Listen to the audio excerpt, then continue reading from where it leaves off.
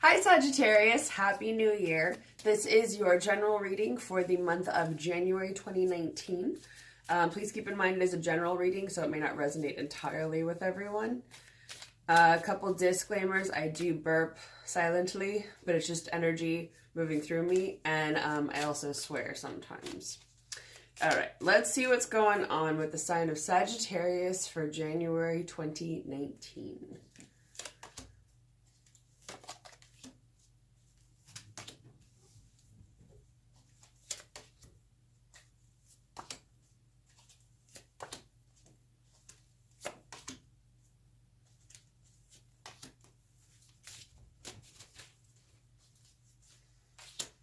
Okay, so where you are right now, I actually feel like this is you recovering from some semi-catastrophic event. It could be that maybe around your birthday was an eventful time, or the holidays. With this, I feel like the tower can be an act of God. It can be some kind of large event, but I feel like it's, you know, with this, it's so funny. In reverse, I always feel like the tower, it's not that bad. Whatever it was, it might have affected other people around you worse, or whatever the event was, whatever the epicenter was, if you will. And I feel like you're okay, actually. You might have experienced some of the fallout of that, but for the most part, you're all right, which is, you know, good. So, as for what's influencing you, this is your element with the wands. It's the fire energy, which is, you know, Aries, Leo, Sagittarius. So, this is the element around action, communication, creativity. So, with that, I often see it as tapping into your abilities in those areas, or firing up something that you want to move forward. With the queens, it's a certain level of mastery, not complete mastery, but working toward it. And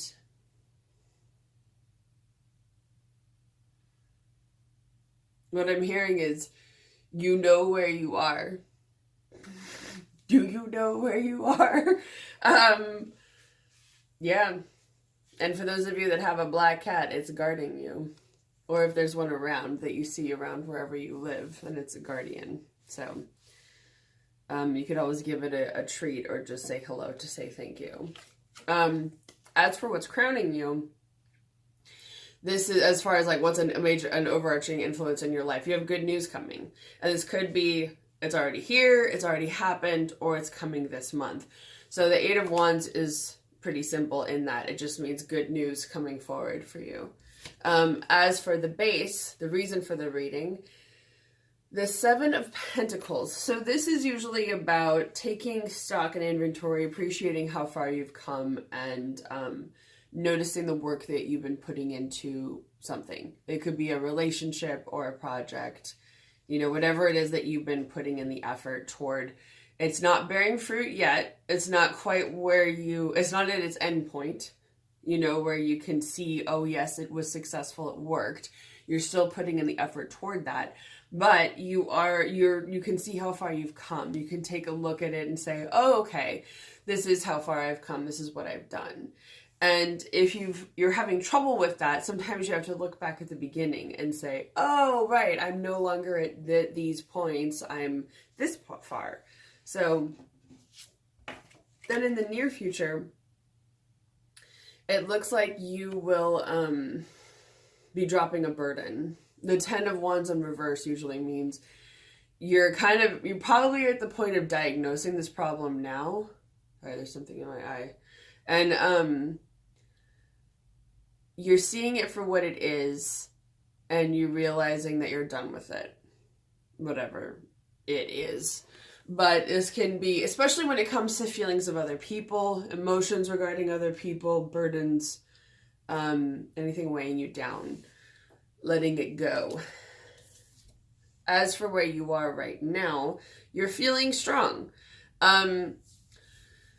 It's funny because Aries also got this. Well, Leo got this. And this is really fire sign energy. It's the card for Leo, but, you know, they're very similar to you in some ways. And this is about knowing that you're strong, feeling your own internal strength, but not feeling it in such a way that you need to harm anyone else or be forceful, because you can see she's closing the lion's mouth with sort of a gentle grace. So I feel like it's how you're handling situations in your life right now, that you're being internally strong, but you don't necessarily have to strong arm someone. You don't have to be forceful. You can have that inner fortitude, that inner strength. But I also feel like with that comes an internal sense of peace that's important to you as well. And you didn't get it in this reading, but your card in tarot is Temperance, which is all about internal emotional balance. So I think it's sort of reiterating that, but in a little bit of a different way. So what's influencing you is the Four of Pentacles. This card usually means building up a strong financial base and security for yourself. Sometimes that can come from simple need or desperation, sometimes simple shrewdness, and by that I'm talking about like Ebenezer Scrooge energy. The guy's really rich, but he's stingy as fuck. So he's just like, I don't care that I have a bunch of money. I'm always in this mindset of scarcity and lack, that there's never enough. There's never enough. No amount of money is ever enough. So I have to walk around my house in the dark before electricity even exists, and just act like, oh, life kind of sucks, even though I'm like super rich for my time period. So I feel like, don't do that. And if you are building up a financial base, it could also be that you're simply doing that. You're simply saving your money after the holidays, which is good. It's not the Five of Pentacles, which is like poverty. But I think it's important too to acknowledge the role that money has. For some reason, what I just heard is like war, what is it good for? But money, what is it good for? So I think it's also, what are you saving for? What is it that you want this money for? Other than basics like, food, shelter, clothing, money saved for rainy days, like your car breaking down or going to the doctor, whatever. If you have enough saved up, or if you're thinking of what you want to save for, then it could be thinking about what's the end goal there. Is it that you want to go on a trip? Do you want to take a class? What is it that you really want to do with that money? Because for some reason, I feel like that might be important to you. It might be something that you want to do. And so if you have, once you get your basics covered, that there might be something else that you want to just put a little bit away for each month.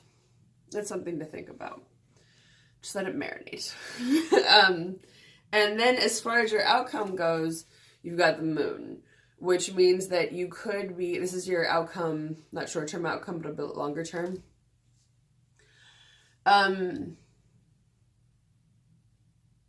For some reason, I'm hearing stoking the fires within.